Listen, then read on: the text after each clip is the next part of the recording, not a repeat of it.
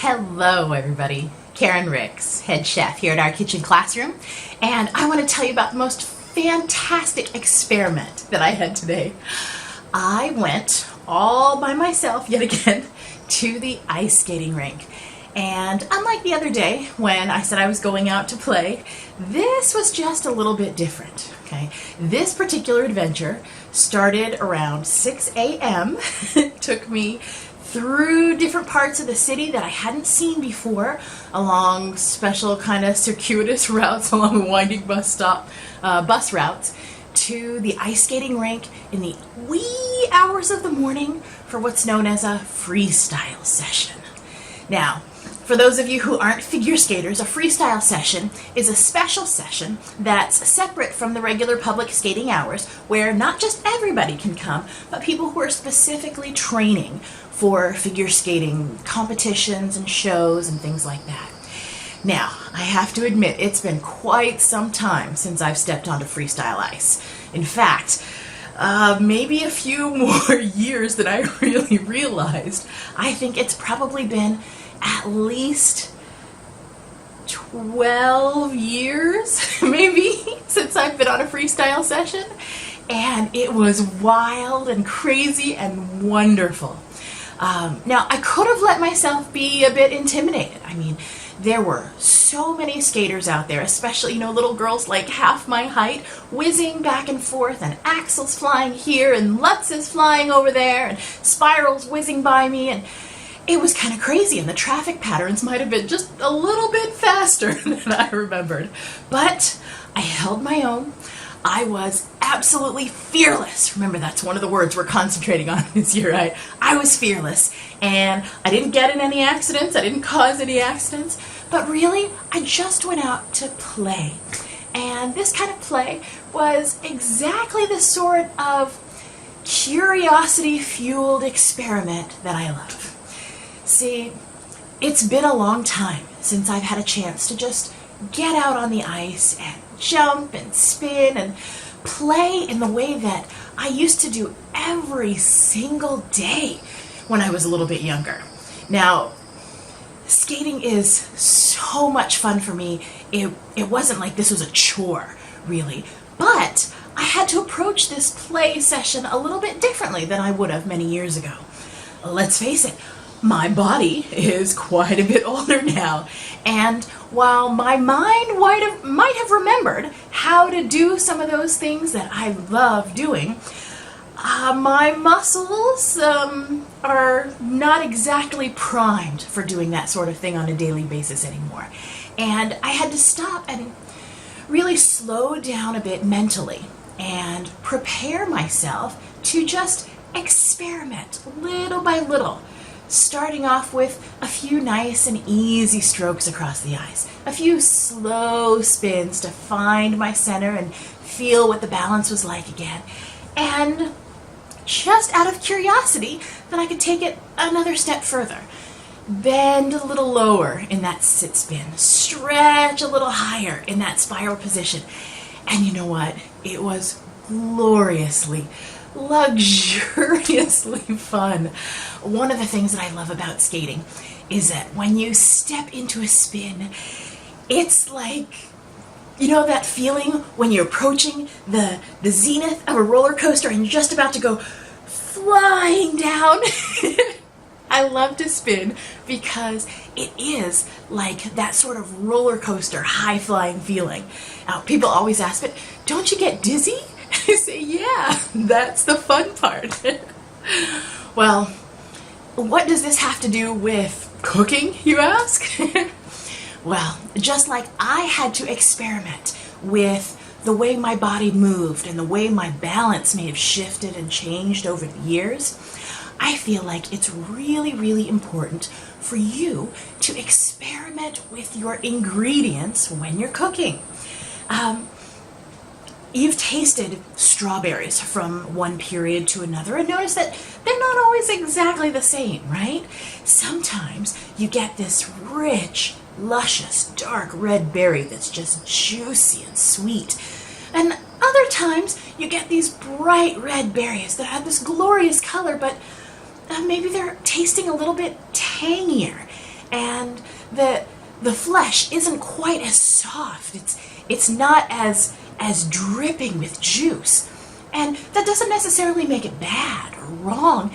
It's just different. And just like fruit in different seasons, each time you make something, each time you're experimenting with bringing together ingredients in your kitchen, it's important to test them, to smell them, to feel them, to taste them, to see how they feel, how they taste, how they smell that day. So that as you're combining all these different things, these living things, you recognize the differences in their season and use them appropriately.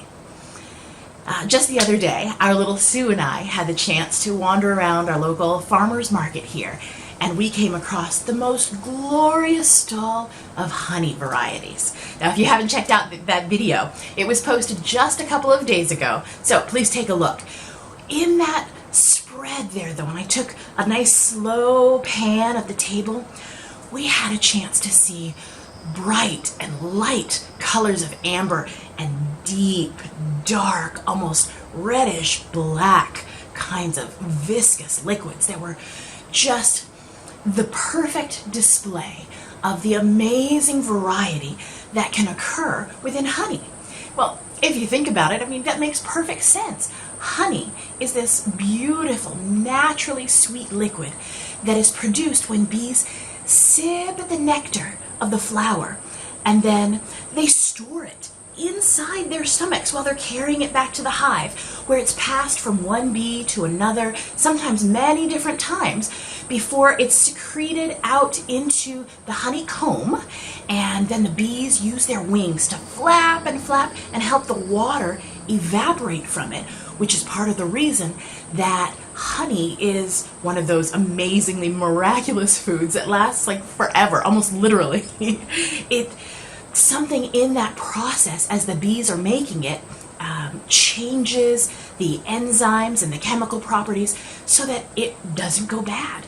Well, just like the bees are taking the nectar from the flower in whatever season, that changes from one season to the next. It changes from one flower to the next. It changes from one bee to the next and from one hive to the next. There are so many different variables that come together to produce specific honeys.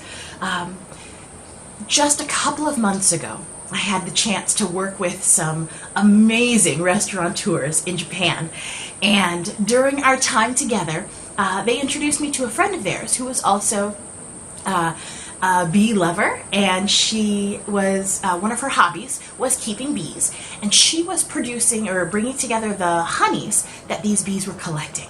And what was amazing was she only had a small collection of bees, and they really were just pollinating, collecting the nectar from one specific area that she kept literally on the rooftop of her apartment building. But she shared with me 2 different bottles of honey, and one was this beautiful, bright, golden color, and another was a deep, dark, amber liquid. And she shared with me this incredible miracle that these honeys were actually produced only 2 months apart. 2 months apart. And you could see and smell and taste the differences from the same bees, the same flowers, just in a different season. Now, it's so important for us to remember in this fast food culture that we live in now, that insists that everything can and should be the same each and every time, that just doesn't happen. In nature, that's not the way God created the flowers and the bees and the honey that they produce. All these variables come together to produce something that's unique and something that's different and something that's very special in its own season. Are you being respectful of your ingredients and the season that they're in right now? Do you take the time to actually smell and feel and touch and taste each and every ingredient that goes into what you cook?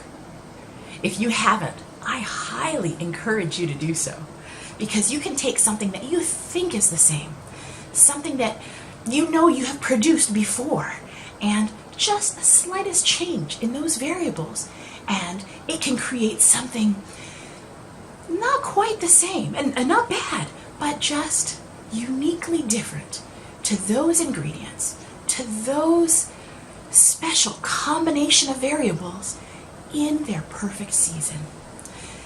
Now, I have to admit that after experimenting on the ice today, I need to take a look at the season that my body is in.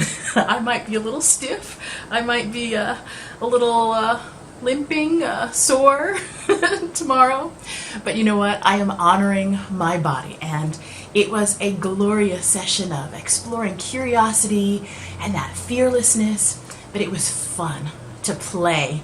And in this new season, I'm looking forward to playing with more cool ingredients in the kitchen. Want to come and play with me?